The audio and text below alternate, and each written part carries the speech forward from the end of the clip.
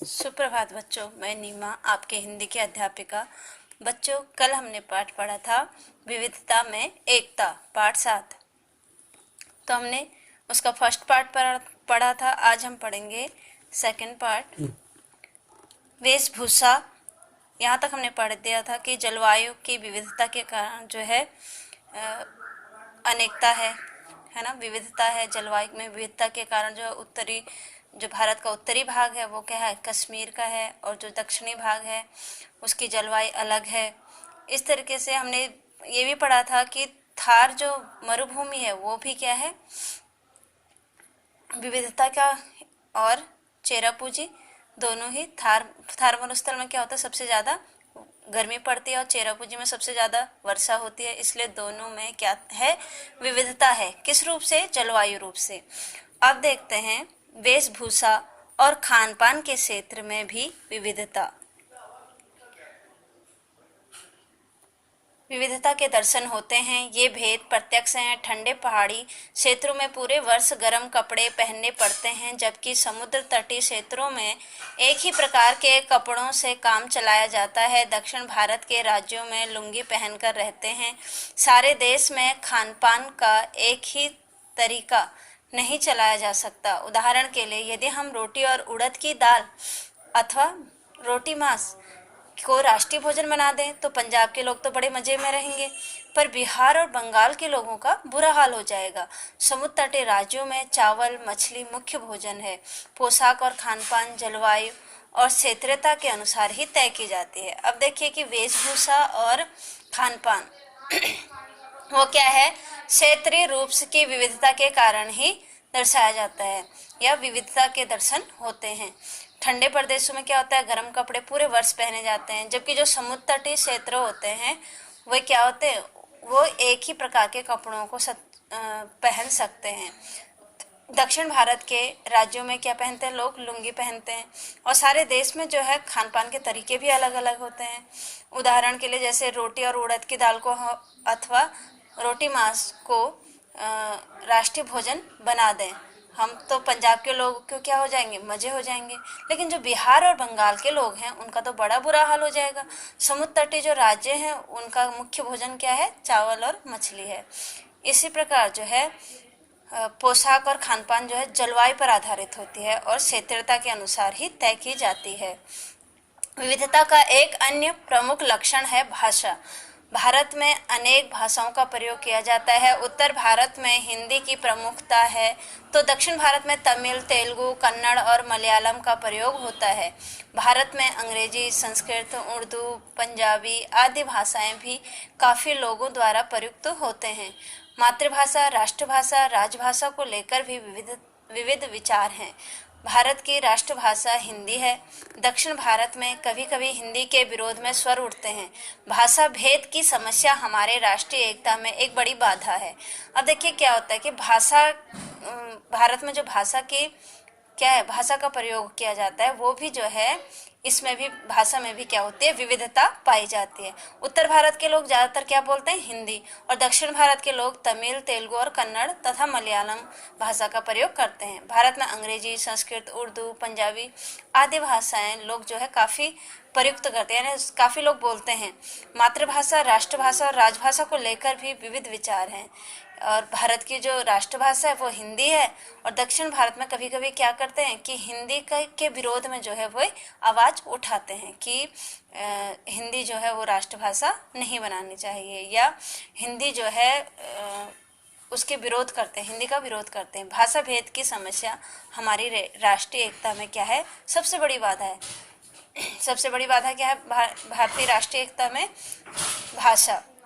विज्ञान के विविध आविष्कारों के परिणाम स्वरूप प्राकृतिक बाधाओं पर किसी हद तक विजय प्राप्त की जा सकती है। आज देश के किसी भी कोने में पनपे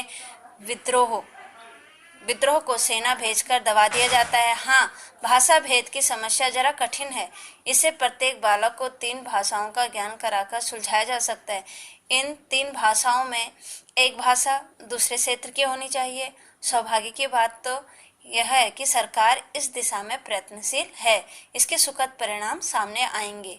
अब देखिए कि अभी हमने पढ़ा वेशभूषा और खान पान में विविधता। भाषा में विविधता। तो विज्ञान के जो आविष्कार हैं उनके परिणाम स्वरूप इस प्राकृतिक बाधाओं को कई हद तक जो है हमें इन बाधाओं से विजय प्राप्त हुई है। जैसे आज जो है देश के किसी भी कोने में अगर विद्रोह होता है तो सेना जो है उस विद्रोह को दबा सकती है। और भाषा भेद की समस्या तो जरा कठिन है, मतलब भाषा भेद की जो समस्या है वो तो कठिन है ही। प्रत्येक बालक को 3 भाषाओं का ज्ञान कराना चाहिए, यह सुझाव दिया गया या सुलझाया गया है। इन तीनों भाषाओं में से एक भाषा दूसरे क्षेत्र की होनी चाहिए। सौभाग्य की बात तो यह है कि सरकार जो है इस दिशा में अब प्रयत्न कर रही है और इसके सुखद परिणाम जो है वो हमारे सामने आएंगे।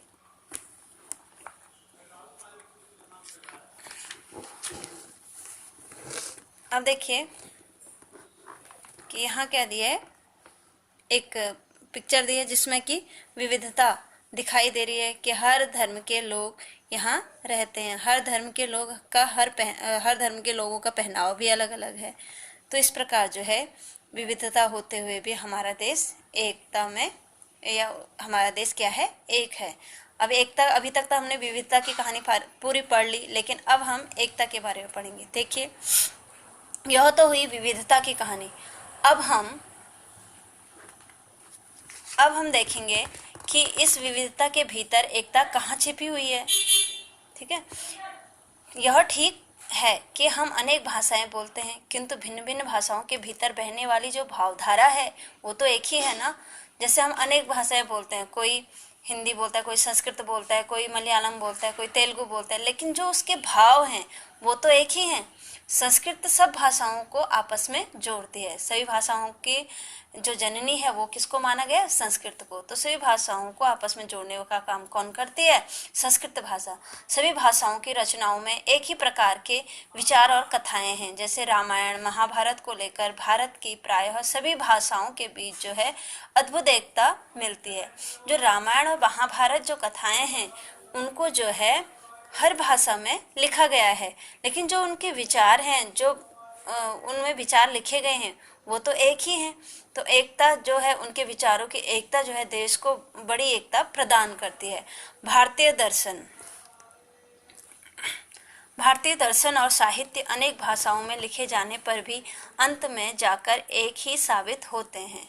भारत की अधिकांश भाषाओं की लिपि में भी काफ़ी समानता होती है। अब देखिए, जो भारतीय दर्शन और साहित्य है उनके अनेक भाषाओं में लिखे जाने के बाद भी जो है उनका जो अंत होता है, अंत में जाकर जो भी उससे ज्ञान मिलता है, जो भी उस कहानी का सार होता है या उस साहित्य का सार होता है, वो क्या है, एक ही है। भारत के अधिकांश भाषाएं, जो भारत में जितनी भी भाषाएं हैं उनमें से अधिकतर भाषाएं ऐसी हैं जिनकी लिपि एक ही है। जैसे कि देवनागरी लिपि है, ठीक है, संस्कृत और हिंदी दोनों भाषाओं की लिपि क्या है, देवनागरी है।